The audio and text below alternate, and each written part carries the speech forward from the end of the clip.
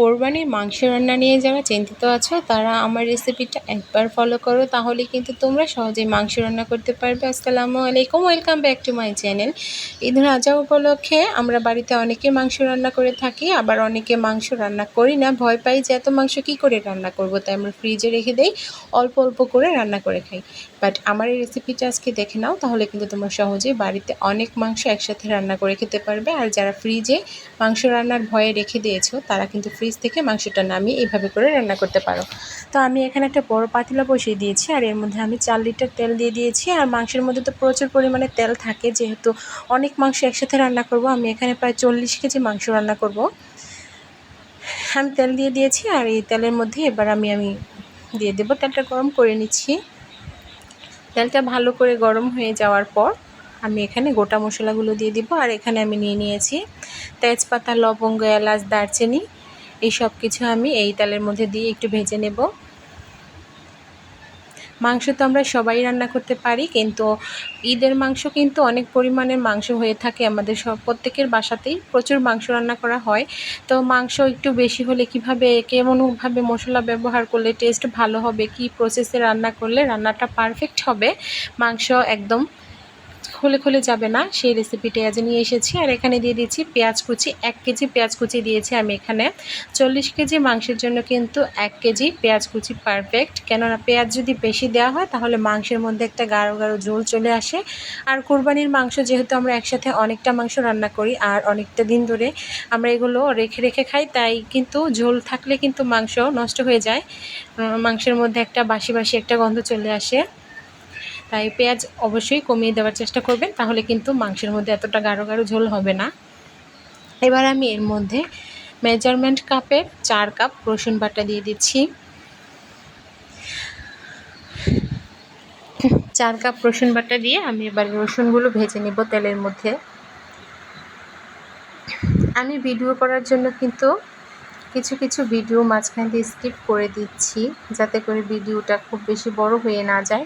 But আমি মুখে কি বলছি, কতটুকু মশলার কথা বলছি, এটা আপনারা অবশ্যই মনে রাখবেন। এবারে রসুনটা ভেজে নিয়েছি, এবার আমি এর মধ্যে দিয়ে দিচ্ছি আদা বাটা। এটা আমি দিয়ে দিচ্ছি মেজারমেন্ট কাপের 5 কাপ। তো আমি রসুন দিয়ে দিয়েছি 4 কাপ, আর আদা বাটা দিয়ে দিচ্ছি 5 কাপ। গরুর মাংসের মধ্যে কিন্তু মশলার পরিমাণটা বাড়িয়েই দিতে হয়। গরুর মাংসের মধ্যে অন্যান্য মাংসের তুলনায় মশলাটা একটু বেশি লাগে, আর যেহেতু এটা কোরবানির মাংস, একদম তরতাজা মাংস, তাই আমি খুব বেশি মশলা ব্যবহার করব না। তবে আপনারা চাইলে আরও মশলা দিতে পারেন, আমার কাছে এটাই পারফেক্ট মনে হয়েছে। এবার আমি স্বাদ মতো লবণ দিয়ে দিচ্ছি। লবণের পরিমাণটা আমি বলবো না, আপনারা আপনাদের টেস্ট মতো লবণ দেবেন, লবণ চেখে দেখে আবার দ্বিতীয়বারে দিতে পারেন। তাই প্রথমে অবশ্যই অল্প লবণ দিয়ে শুরু করবেন। কোরবানির মাংসতে কিন্তু লবণের পরিমাণটা একটু কমই দিতে হয়, কেননা এই মাংসটা যখন আমরা 2-3 দিন যাবত ধরে সংরক্ষণ করব, আর এটা বারবার করে জাল করা হবে, তখন কিন্তু দেখা যাবে মাংস একদম নোনতা হয়ে যাবে যদি বেশি পরিমাণে লবণ দেওয়া হয়। আর এখানে আমি দিয়ে দিয়েছি জিরা ফাঁকি। আমি এখানে জিরা ফাঁকি ব্যবহার করেছি মেজারমেন্ট কাপের 2 কাপ। তো আপনারা যদি বাটা জিরা ব্যবহার করেন তাহলে কিন্তু 4 কাপ ব্যবহার করতে হবে, কেননা ফাঁকি জিরা কিন্তু একদম অনেকটা জিরা থাকে ফাঁকির মধ্যে, আর যেটা নাকি আমরা পাটায় পিষে নিই বা ব্লেন্ডার করে নিই পানি দিয়ে, সেটা কিন্তু গাঢ় হয় আর অনেকটা ফুলে অনেকটা পরিমাণ হয়ে যায়। তাই 4 কাপ জিরা ব্যবহার করবেন। আর এখানে দিয়ে দিয়েছি হাফ কাপের মতো আমি দিয়ে দিয়েছি এলাচ, দারচিনি, আমি একদম ফাঁকি করে নিয়েছিলাম ওইটা। আর এখানে দিয়ে দিচ্ছি আমি হলুদ। আমি মেজারমেন্ট কাপের 3 কাপের মতো হলুদ দিয়ে দিয়েছি। আপনারা চাইলে কিন্তু আরও কম দিতে পারেন, আমি সম্পূর্ণটা ভিডিওতে দেখালাম না, ভিডিও বেশি বড় হয়ে যাবে বলে আমি কিছু জায়গায় শর্ট করে দিয়েছি।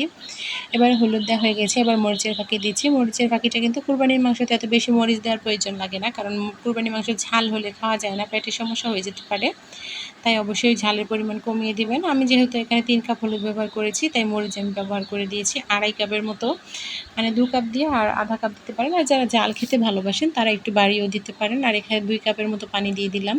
এবার দিয়ে দিচ্ছি ধনিয়া ফাঁকি দিয়ে দিবেন 2 কাপের পরিমাণ। 2 কাপ পরিমাণ ধনিয়া ফাঁকি দিয়ে এবার আমি সমস্ত মশলাগুলো খুব ভালো করে কষিয়ে নেব। আর আমি কিন্তু এটা মাটির চুলায় রান্না করছি, মাটির চুলাও না বলতে পারেন, আমি ইট দিয়ে যেভাবে বাবুর্চিরা রান্না করে, ইট দিয়ে আমি এরকম একটা চুলা বানিয়ে নিয়েছি। আর এর মধ্যে আমি একটা বড় পাতিল বসিয়ে দিয়েছি, আর এই পাতিলেই কিন্তু আমি রান্নাটা করছি। এবারে আমি মাংসগুলো দিয়ে দিব। প্রথমে আমি হাড় সমেত মাংস দিয়ে দিচ্ছি। এখানে হাড় মাংস আছে 20 কিলোর মতো, বেশিও হতে পারে কারণ অনেক ভারী তো। এবার আমি মাংসগুলো ঢেলে দিয়েছি আর এগুলো আমি একটু মিশিয়ে নিব।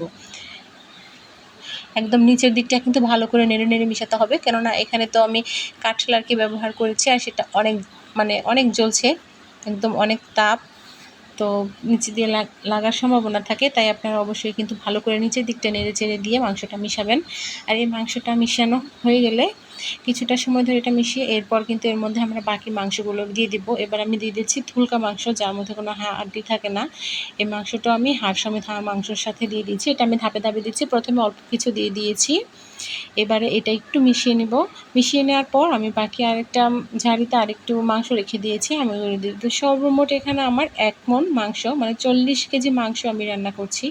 আপনারা কিন্তু চাইলে আরও বেশি রান্না করতে পারেন বা আরও কম রান্না করতে পারেন, কিন্তু মশলাটা কিন্তু সেই পরিমাণে বাড়িয়ে কমিয়ে নিতে হবে।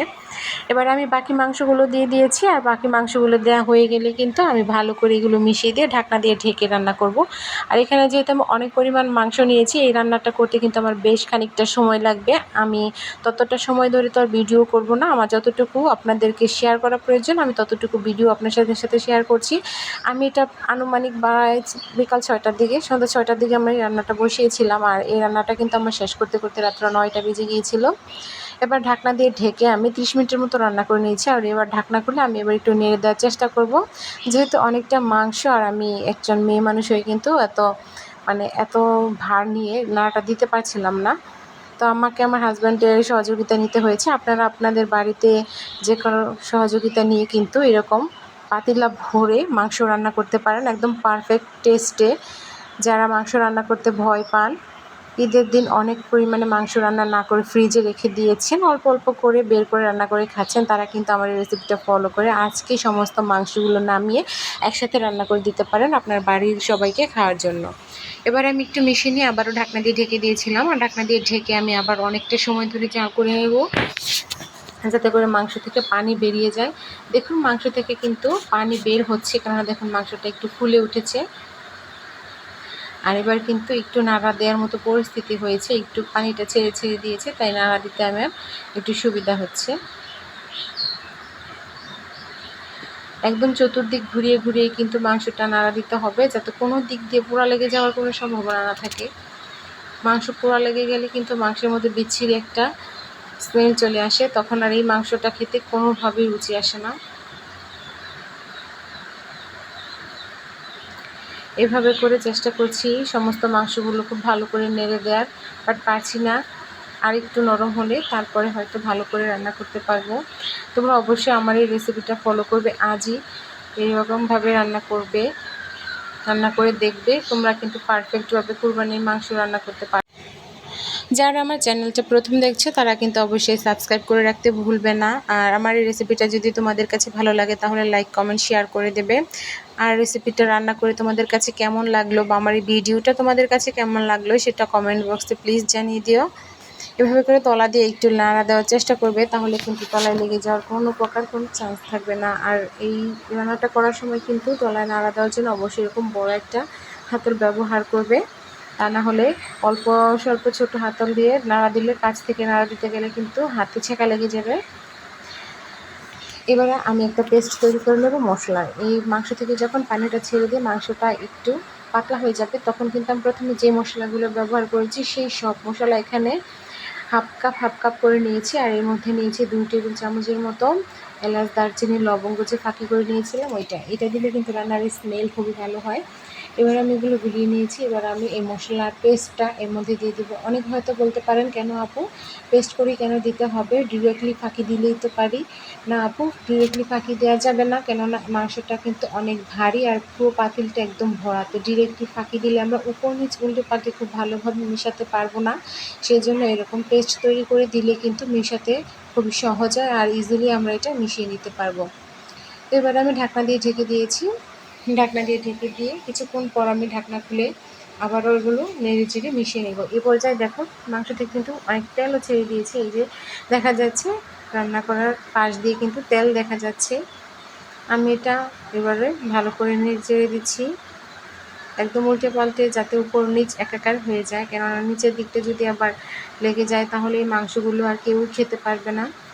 তোমরা কিন্তু এভাবে করে মাংস রান্না করে ঠান্ডা করে ফ্রিজে সংরক্ষণ করতে পারো, তখন তোমাদের যখন ইচ্ছে মাংস খেতে মন চাইবে নামিয়ে নিতে পারবে। এবার আমি এর মধ্যে দিয়ে দিচ্ছি ধনিয়া ফাঁকি। ধনিয়া ফাঁকিটা একটু বেশি দিচ্ছি।